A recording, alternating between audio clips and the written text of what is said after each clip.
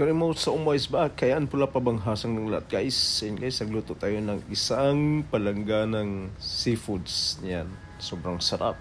Kaya tingnan nyo guys, panoorin nyo yung mga gaano kasarap guys yung niluto ko. Ayan.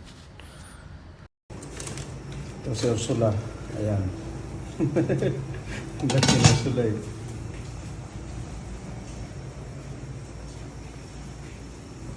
Napuhan mo na yan.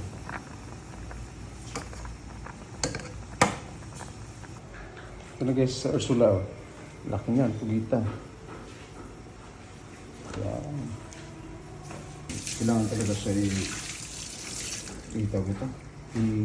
Napuhan mo.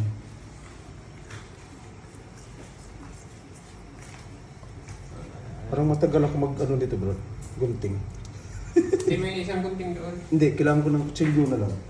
Mas Yung okay isang pa. makakuha niya. Mas okay pa kutsilyo kasi nga parang gupit ako hanggang isang oras pa ito matapos ba. Matigas makunat. Ano na lang, kutsilyo na lang siguro. Pwede na siguro. Kung mo na yung isa. Parang rubber kasi. Kasi matagal kasi no. Yung parang pinag-haro-haro mo na. Oh, sige. Oh, pwede naman. Oh, ito. Gunting sa yero. Ayan, yan isa. Try mo nga. Matagal kasi ito parang gupit siya ng buhok ba. Chemical ko. Chemical mo siya. Anong luto yan dyan mamaya? Yung gata? Adobong gata. Adobong gata. So, sige. Sige. Advice ka.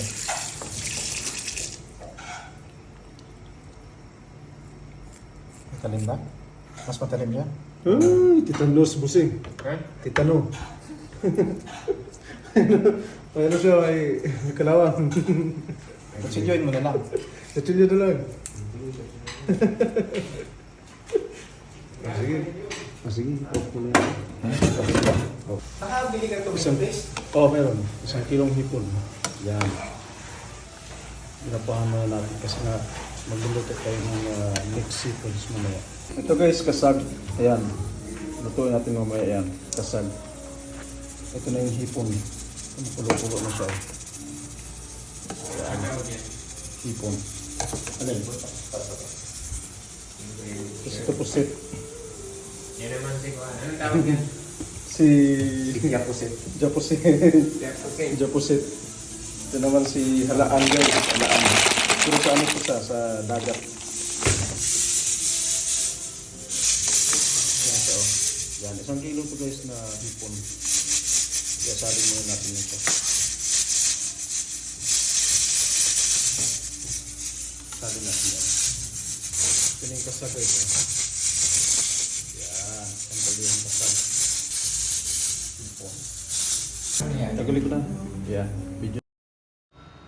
Ito guys, after maluto ng kasag na yan, yan tinanggal na namin sa kaldero guys at nilagay na doon, sinalin na sa isang lagyanan din para makapagluto ulit ng mga panibagong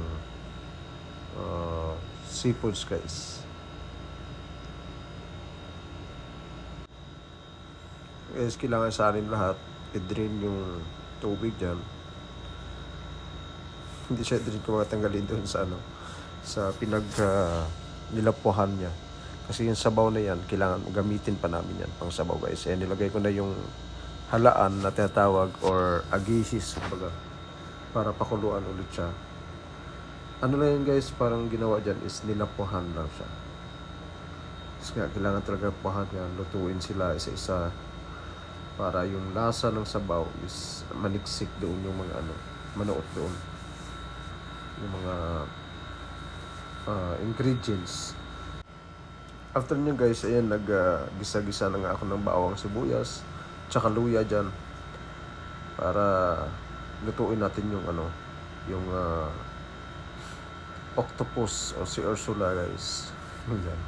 Kailangan kasi natin igisa-gisa muna yan kasi yan yung masarap yung aroma niya pag naluto na gusto yung mga ingredients niya. Yan. Siyempre, may kasmikos tayo dyan guys. Halo-halo ba? Siyempre, tinignan namin yung pusit. Nilagay nila puhan din yung pusit nyo guys. Yan. Kailangan lapuhan lahat. para mas maano siya, maluto siya ng gusto. At saka yung pusit kasi niyan guys, medyo ano yan eh, malaking pusit na yan. Kailangan talaga siya ilutuin ng gusto doon. Yan na yung pressure cooker ko na pugita na kailangan nating iluto doon sa may ginisa kong kanina na bawang sibuyas tsaka luya guys. Yan. Siyempre kailangan isalin natin yan. Padandahan natin isalin yan guys. Kasi yung sabaw na yan, pwede natin gamitin yung pang sabaw, pwede natin isabaw ulit.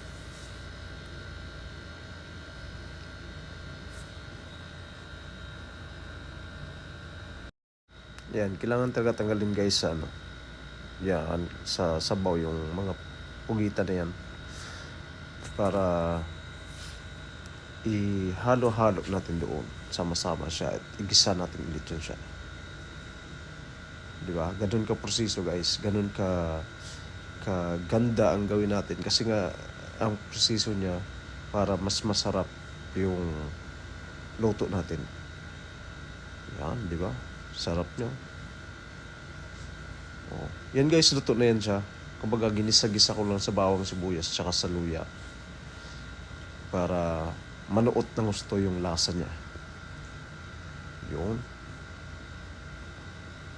Yan, lagyan natin ng mga seasoning guys. Depende sa inyo kung anong mga seasoning ilagay ninyo. Yung sa akin lang kasi simple na nilagay ko. Niluto ko lang naman yan sa gata guys. Yan, lagyan ko ng chili powder. Para talagang medyo may pitik siya. Ayan. Ayun na oh. Yan na guys oh. Masarap dyan oh. Yung naluto ko na seafoods. Kasi isang palanggana nila guys. Wow. Sobrang dami yan sa palanggana pala. Wala yung sauce niya. Siyempre marami kami dyan. Apat kami kakain yan. Pero hindi namin naubos guys. Kasi sobrang dami talaga yan. Ito naman yung pungita guys oh. Yan, di ba? Luto na rin siya. Pero sa gata ko siya niluto. Adobo sa gata. Ayun yung agihis. Yung sabaw niya. Yung pinaglagaan kanina ng mga seafoods na yan. Yun yung sabaw niya guys na pwede rin hinupin. Ayan si Boss John.